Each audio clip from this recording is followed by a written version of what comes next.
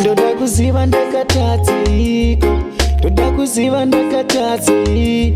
Chese chaunoda ndaiita wani, wakandisiya ndiri ndega wani. Waindivimbisa mudiwa waitoti uri wangu, bebi wakandirwadzisa mumwoyo mangu. Mudiwa kanindiwa ndaifila, bebi wakandirasisa.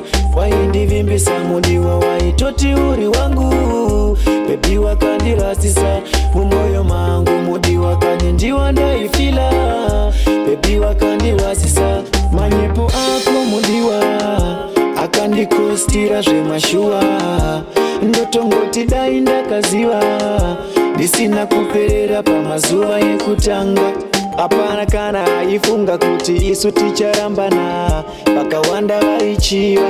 Ndikakutarisa wakanditarisa, ndaiona tatobatanidzwa, tatova nemhuri. Waindivimbisa mudiwa waitoti uri wangu, bebi wakandirwadzisa mumwoyo mangu. Mudiwa kanindiwa ndaifila, bebi wakandirasisa. Waindivimbisa mudiwa waitoti uri wangu, bebi wakandirasisa mumwoyo mangu. Mudiwa kanindiwa ndaifila, bebi wakandirasisa. Wakandisiya ndichiri neshungu, ndichiri kungokura kutaura feya mukati.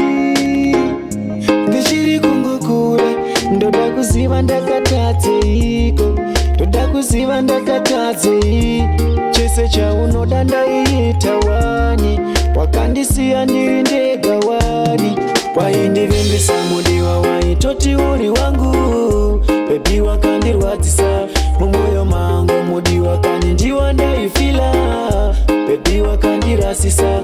Waindivimbisa mudiwa waitoti uri wangu, bebi wakandirasisa mumwoyo mangu. Mudiwa kanindiwa ndaifila, bebi wakandirasisa. Manyepo ako mudiwa akandikostira zvemashuwa. Ndotongoti dai ndakaziva ndisina kuperera pamazuva ekutanga. Hapana kana aifunga kuti isu ticharambana, vakawanda vaichiva. Ndikakutarisa wakanditarisa, ndaiona tatobatanidzwa, tatova nemhuri. Waindivimbisa mudiwa waitoti uri wangu, bebi wakandirwadzisa mumwoyo mangu. Mudiwa kanindiwa ndaifila, bebi wakandirasisa.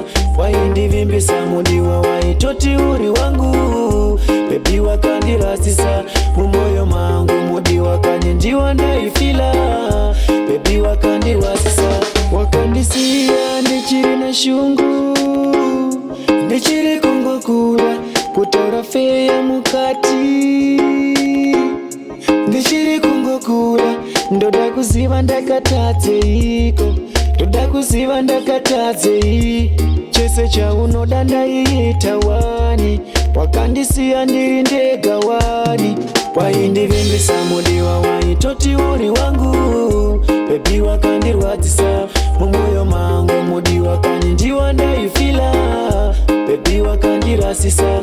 Waindivimbisa mudiwa waitoti uri wangu, bebi wakandirasisa mumwoyo mangu. Mudiwa kanindiwa ndaifila, bebi wakandirasisa.